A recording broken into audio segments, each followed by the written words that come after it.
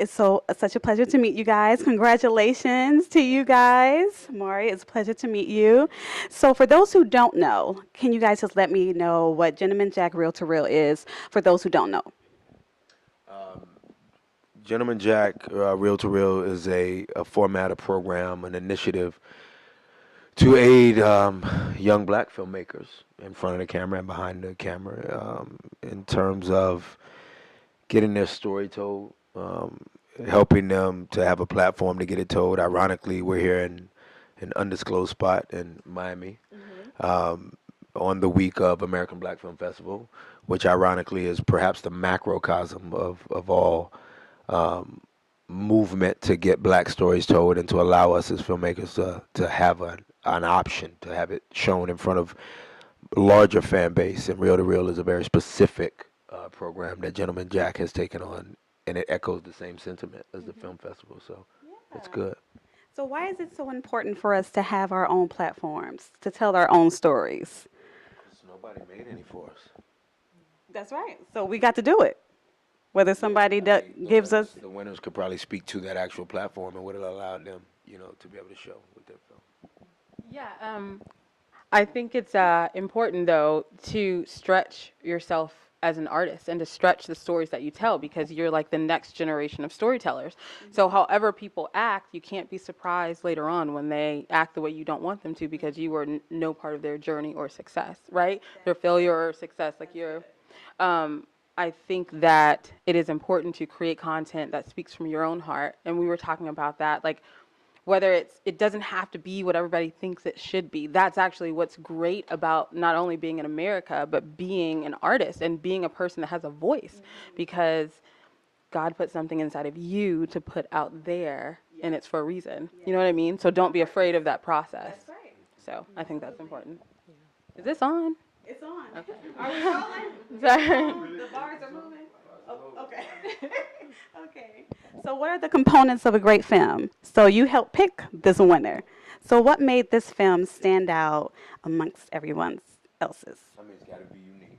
The story has to, it has to be, commercial enough where it's digestible. Yeah. We often say that we have to take certain things and put them within an applesauce that we can consume. So it has to be entertaining, but it equally has to be thought-provoking.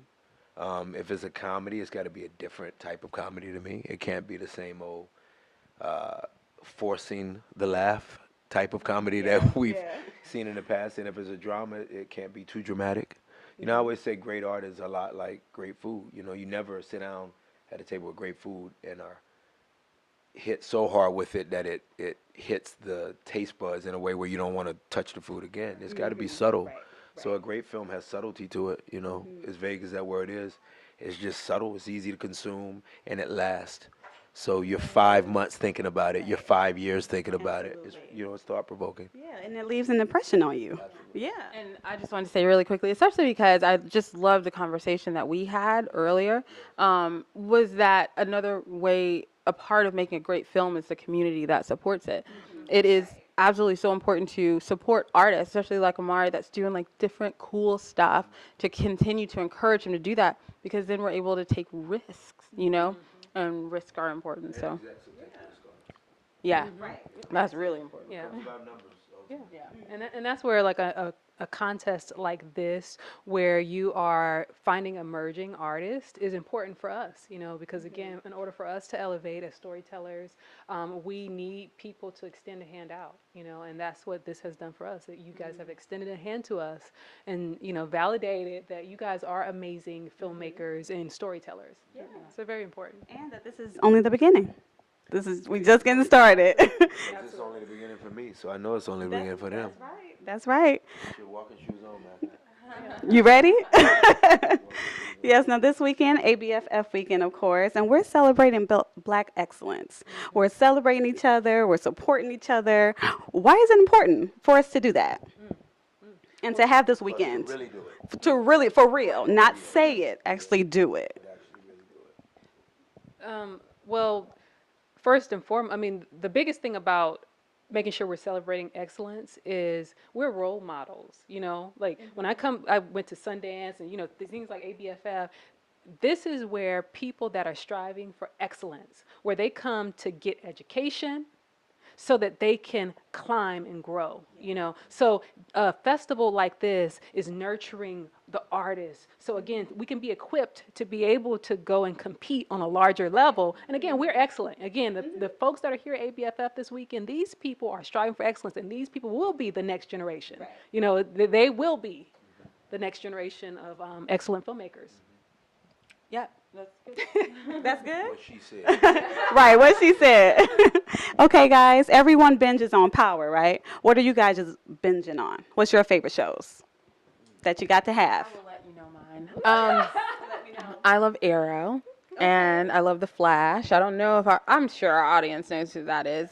Oh my God, and This Is Us. It makes you cry every week. Omari, listen to me. I need you to listen to me. This Is Us is cinematically, story-wise, acting. It is something that is so true and authentic. It will make you. It's amazing. Like, it is amazing. That was what we fashioned our film kind of around, was that idea of creating a world that people feel like they're a part of, and that's what it does. So, anyway. That's the key. That's the key, because the ratings are through the roof. It's so good. And that's what we were talking about appealing to people's hearts. I know I said people's hearts, but it's those filmmakers that were like, there's all this like BS in the world and there's all this mess. What can we cut through? What do we believe in? Yeah, what tool can you use to cut through? Yeah.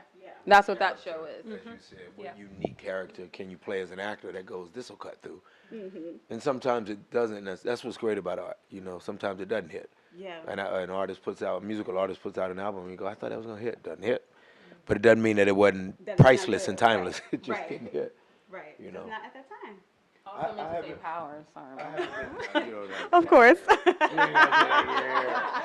I'm still here. I ain't gonna leave you. You know, for the last time I was like really checking for a show. I like the beginnings of Vikings. I like the beginnings of it before that lead character was taken out.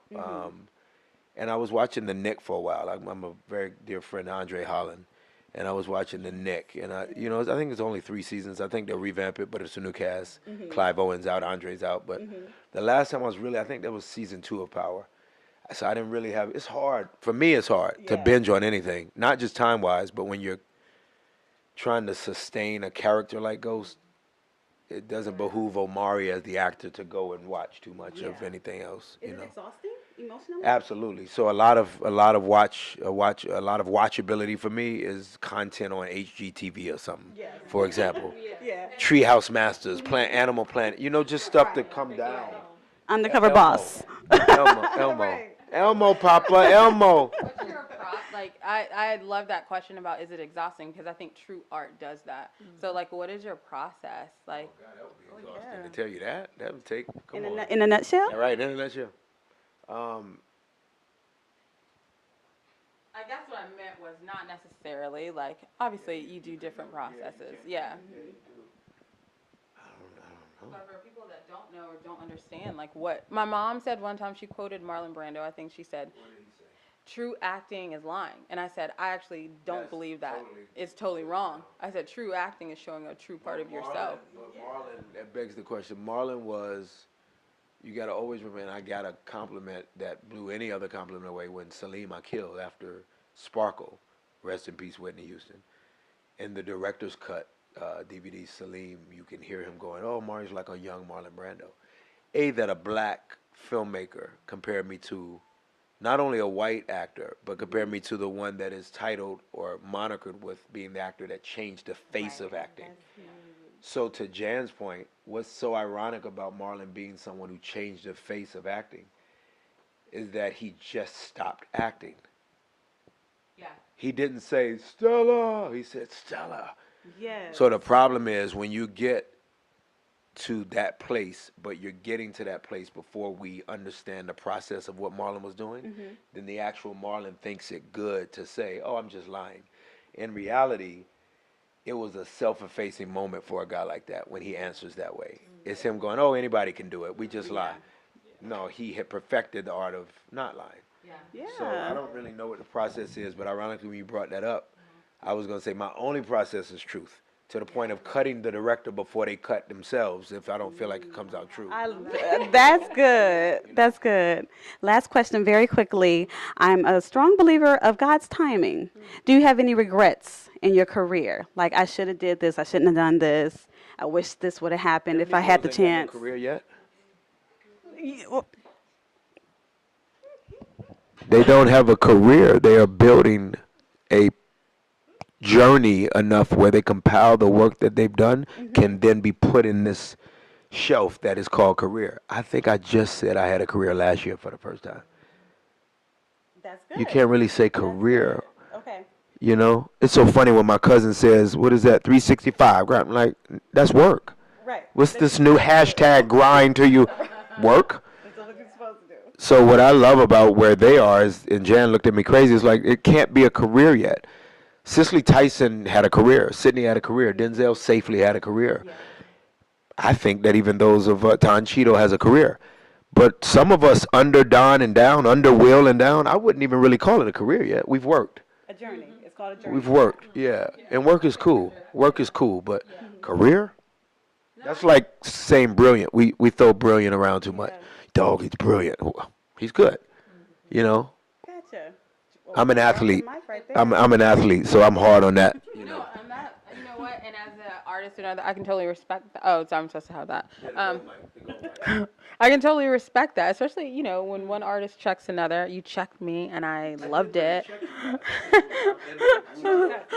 We're just around. If this was a Yeah. bit, we would just be talking. No, but that's true. I mean, Each other like, nah, let's not say career. no, that's great. Yeah. That's actually really good. Yeah. And your question was, do we have any regrets, right?